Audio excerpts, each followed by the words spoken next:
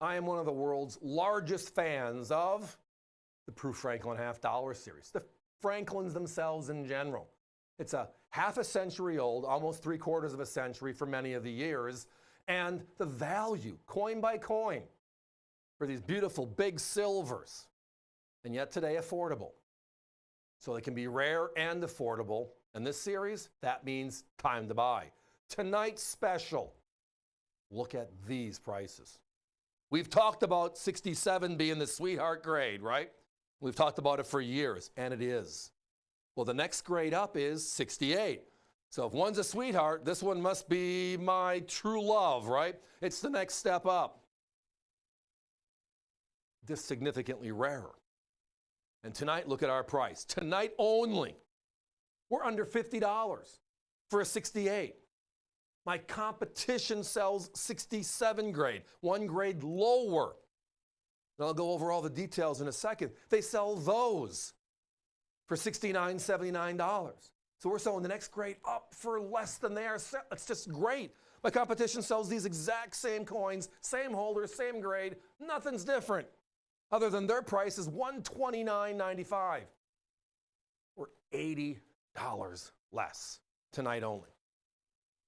So now let's talk about silver. Let's talk about the Franklin series a little bit. So the $half at this time in history is the largest silver coin in circulation. Again, the U.S. government pulls gold in 34. They pull silver dollars in 35. And then what happens? The biggest coin is the Franklin, or the Walking Liberty, and then the Franklin series. The Franklin $half replaces the Walking Liberty in 1948. At that time in history, Franklin is the first non-president, real person ever put on a U.S. coin for circulation.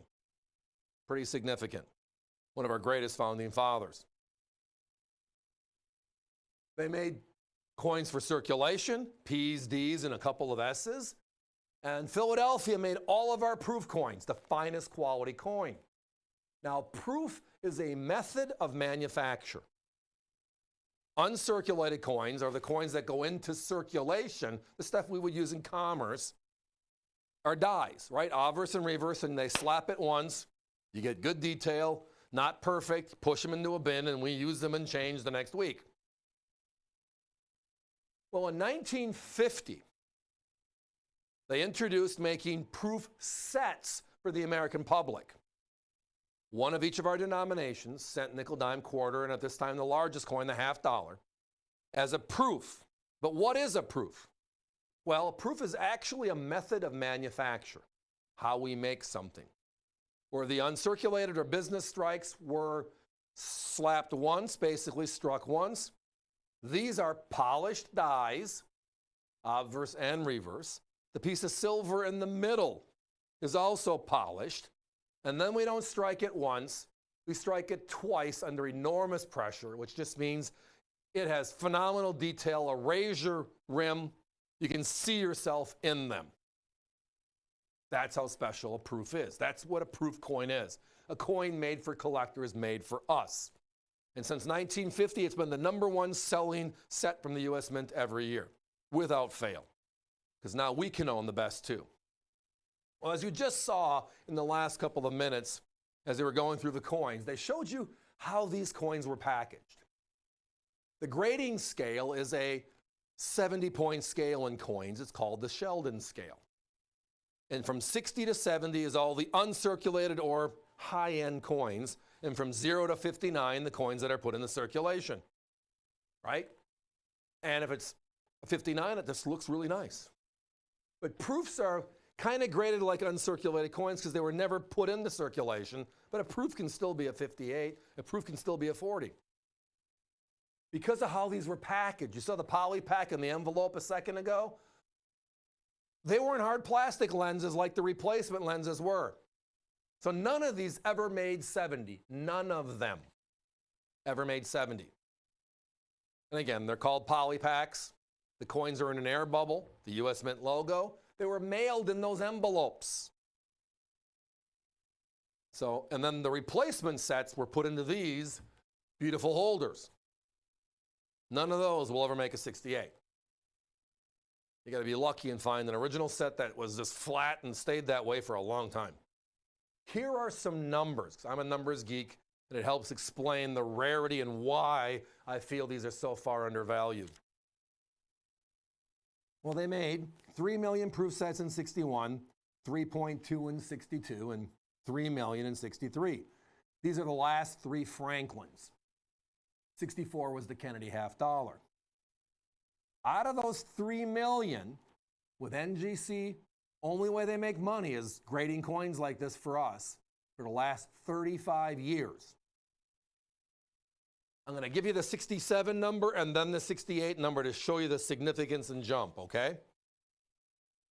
33,300 on the 61, 30,500 on the 62, and 41,200 on a 63.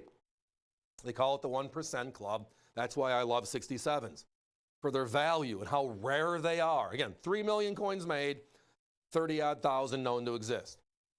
When you get to a 68, the world changes. It's just not the same anymore. Drastically different. We go from 33,000 known to exist to only 8,300 known to exist. We go from 30,500 known to exist to 7,700 known to exist. We go from 41,200 to 14,100. We're talking a significant 25 to 27,000 coins fewer known with one jump up. And now again, let's go back to the basics I said earlier. My competition sells that lower grade for $20, give or take more than we do. They sell the exact same grade you're seeing on your screen tonight for $129 each. Ours are $49.95 each. Special. Yep. Gotta have them, right? Gotta have them. Let's put a 30-second clock up, guys. Lots of activity in the phones all night long. Thank you all.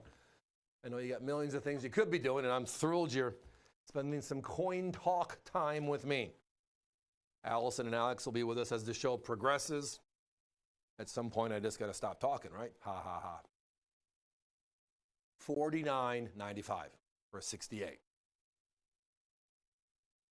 If there was a silver eagle today that only had 14,000 known to exist in high grade, again, 69 being perfect because there are no 70s, 7,000, 8,000, what would those sell for? Hundreds and hundreds of dollars, and we both know it.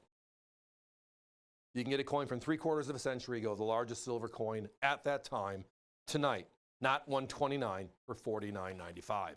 Special.